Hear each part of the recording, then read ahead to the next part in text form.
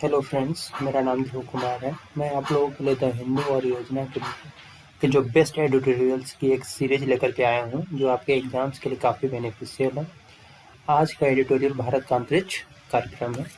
इसमें हम देखते हैं कि सारे पॉइंट्स वाइज चीज़ें हैं, और स्लाइड में मैंने किया है कि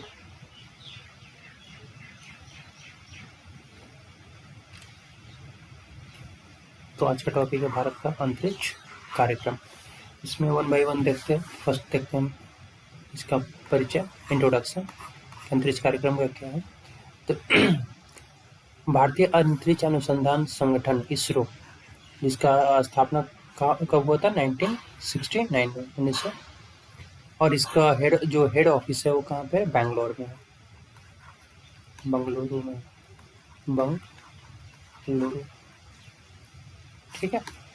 इसका हेड ऑफिस बेंगलुरु में है। और अभी इसका जो अध्यक्ष बनाया गया है, एस सोमनाथ को इसरो का अध्यक्ष बनाया गया है।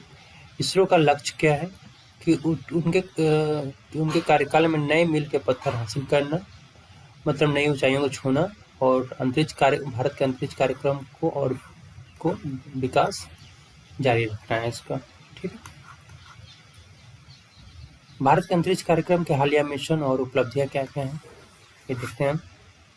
हालिया मिशन कौन से हैं और उसमें क्या क्या अचीवमेंट है इसका। फर्स्ट देखते हैं चंद्रयान-1 से शुरू करते हैं। तो मिशन ने निर्णायक रूप से चंद्र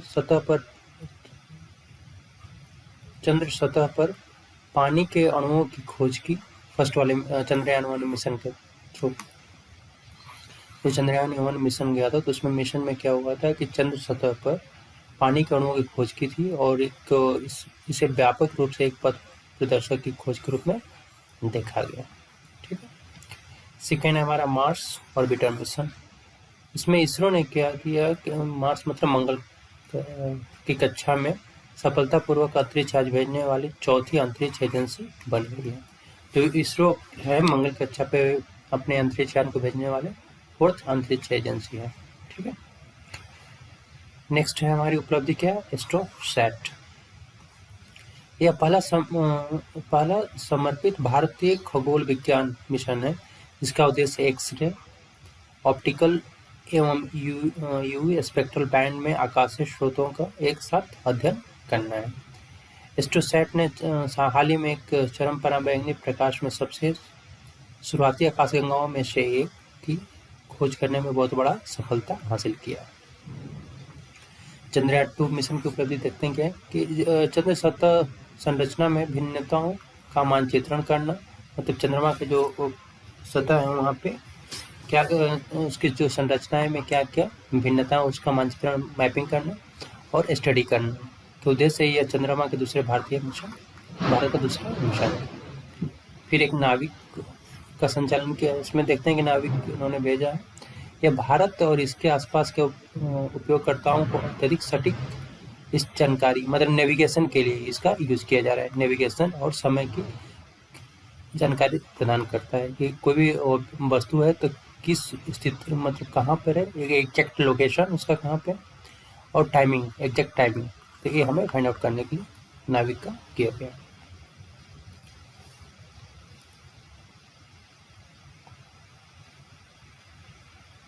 आगामी मिशंस, जो भारत के अंतरिक्ष कार्यक्रम है उसका आगामी जो नेक्स्ट मिशंस हैं क्या क्या है होने वाले हैं।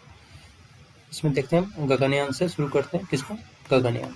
गगनयान में क्या है कि मिशन के बाद परिभाषित अवधि और सुरक्षित पुनर्प्राप्ति के लिए मानव अंतरिक्ष उड़ान क्षमता को निम्न पृथ्वी कक्षा में प्रदर्शित करना है। इसमें क्या होता है कि जो ह्यूमंस को अंतरिक्ष में भेजा जाएगा, कहाँ पे? निम्न पृथ्वी कक्षा में उनको भेजा जाएगा और फिर उनको वापस सुरक्षित लाया जाएगा। तो इस मिशन का नाम क्या है? गगनयान मिशन। नेक्स्ट मिशन क्या है? दिशा। यह एक जुड़ाव उपग्रह प्रणाली है जो पृथ्वी के वायु विज्ञान, पृथ्वी के वायुमंडल के सबसे ऊपरी परत का अध्ययन करने के लिए, जो पृथ्वी का वायुमंडल उसके जो अपर लेयर है उसका स्टडी करने के लिए दिशा मिशन लॉन्च किया जाएगा। एक नया मिशन है इसका, एक्सरे पोलिरीमीटर सैटेलाइट एक्सपोसैट मिशन। यह ब्रह्मांड एक्सरे के ध्रुवीकरण का अध्ययन करने के लिए एक अंतरिक्ष वेधशाला है। 2022 की दूसरी तिमाही में लॉन्च करने की इसकी घोषणा किया जाए। ठीक है, तो बेसिकली एक्सरे का स्टडी करने के लिए किया जाएगा। आदित्य L1 नेक्स्ट मिशन है क्या इसका, आदित्य L1 मिशन का उद्देश्य क्या है कि सूर्य की सबसे बाहरी परतों कोरोना और क्रोमोस्फीयर की गतिशील प्रकृति का क्या करना है, अध्ययन करना है। बेसिकली सूर्य का स्टडी करने के लिए आदित्य L1 मिशन लॉन्च किया जाएगा। नेक्स्ट मिशन हमें क्या है, शुक्रयान मिशन। इसके लिए शुक्र का 2024 में लॉन्च किया जाएगा और शुक्र का स्टडी करने के लिए किया जाएगा इसे। चंद्रयान मिशन नेक्स्ट है, चंद्रयान मिशन। यह इसरो का तीसरा चंद्रयान मिशन होगा।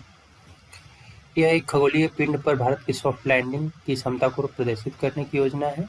ठीक है, और फिर रोवर चंद्रयान 2 की मौजूदा ऑर्बिटर के माध्यम से पृथ्वी के साथ संचार करने के लिए इस मिशन को लॉन्च किया जाएगा। एक मिशन है निसाट, ये नासा और इसरो की ज्वाइंट मिशन है। निसाट में क्या है कि नासा और इसरो इसको ज्वाइंटली लॉन्च करेंगे। इसे कब लॉन्च किया जाएगा, तो 2023 में किया जाएगा। बेसिकली क्या है कि यह खतरों और वैश्विक पर्यावरण परिवर्तन के अध्ययन के लिए किया जाएगा, इसका एनवायरमेंट के लिए। ठीक है, और प्राकृतिक संसाधनों का के बेहतर ढंग से प्रतिबंधित करने में मदद मिलेगी। एग्जैक्ट लोकेशन हमें कि उसको फाइंड आउट करने के लिए जो नेचुरल रिसोर्सेस हैं उसके, और जलवायु परिवर्तन में भी काफ़ी इससे क्या होने हेल्प मिलने वाला है। ठीक है, ये सारे हमारे आगामी मिशन नेक्स्ट मिशन हैं।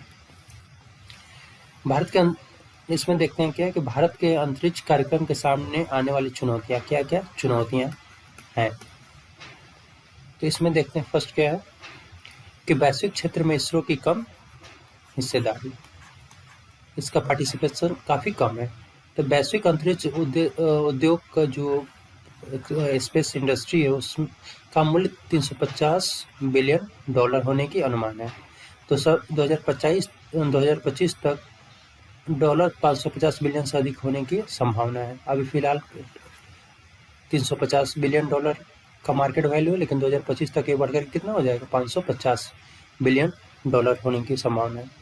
इसमें भारत का जो पार्टिसिपेशन है, हिस्सा है, वो कितना है, सिर्फ $7 बिलियन का ही है। कितना है, सिर्फ $7 बिलियन का जो पूरे वर्ल्ड का जो मार्केट है उसका सिर्फ 2%, वर्ल्ड के मार्केट का सिर्फ 2%। तो हमारी जो इसरो के जो पार्टिसिपेशन भी क्या है, फर्स्ट काफ़ी कम है। सेकेंड है कम खर्च। अंतरिक्ष क्षेत्र को आवंटित धन अन्य देशों की तुलना में बहुत कम है। तो हमारा जो बजट एक्सपेंडिचर है, बजट का खर्चा है, वो अंतरिक्ष में के लिए काफ़ी कम है। 2019-20 में अमेरिका ने अंतरिक्ष क्षेत्रों में भारत से 10 गुना और चीन ने 6 गुना ज़्यादा खर्च किए हैं। ठीक है, तो इसलिए हम अमेरिका और जो चाइना है काफ़ी स्पेस में काफ़ी डेवलप कर रहे हैं। प्रतिभा पलायन, ब्रेन ड्रेन, इसमें क्या है कि भारत दुनिया में सबसे अच्छा दिमाग पैदा करता है, लेकिन उसे बनाए रखने में असमर्थ है। लोग बेहतर अवसरों और करियर के लिए पलायन करते हैं, जो अंतरिक्ष क्षेत्र के विकास में काफ़ी, तो जो यहाँ के जो है भारत में जो इंटेलिजेंट माइंड्स होते हैं वो कहाँ पे चले जाते हैं, बाहर चले जाते हैं, दूसरे देशों में जाकर के अपनी क्षमता का उपयोग करते हैं। फिर नेक्स्ट हमारी चुनौतियाँ क्या हैं, तकनीकी मुद्दे मतलब टेक्निकल इश्यूज क्या है। विभिन्न प्रगति के बावजूद इसरो अभी भी कुछ महत्वपूर्ण टेक्नोलॉजी प्रौद्योगिकी जो है हमारे से काफ़ी बहुत दूर है। उदाहरण के लिए गगनयान मिशन पर इसरो अभी भी अपनी क्षमताओं का निर्माण कर रहा है और अंतरिक्ष यात्रियों को अंतरिक्ष में भेजने के लिए आवश्यक महत्वपूर्ण तकनीकों का विकास कर रहा है। मतलब हमारे पास अभी उस लेवल की टेक्नोलॉजी अवेलेबल नहीं है। तो ये हमारे 4 चुनौतियाँ हैं, वैश्विक क्षेत्र में इसरो की कम हिस्सेदारी, कम खर्चा, प्रतिभा पलायन और टेक्नोलॉजिकल रिसर्च, तकनीकी मुद्दे और चुनौतियाँ। इसमें देखते हैं कि भारत के अंतरिक्ष कार्यक्रम को बेहतर बनाने के लिए उठाए जा सकते हैं, क्या क्या कदम उठाए जा सकते हैं, वे फॉरवर्ड कैसे हो सकता है। तो NSIL को इसरो की प्रौद्योगिकी की बाजारियों में अधिक कार्य करना होगा और इसे व्यापार करने के नए अवसर तलाशने होंगे। बेसिकली इसमें आप इसरो यदि प्राइवेट सेक्टर से उनको इन्वॉल्व कर ले, ठीक है, तो काफ़ी चीज़ें हमें इजीली अवेलेबल हो सकती हैं। निजी क्षेत्र की जो कंपनियां हैं वो अधिक स्पष्टता और सुरक्षा देने के लिए अंतरिक्ष गतिविधि विधेयक को पारित कर देना चाहिए, ठीक है। तो मतलब हमें एक्सटर्नल थोड़ा सपोर्ट मिल जाएगा तो चीज़ें काफ़ी इजीली हो जाएंगी।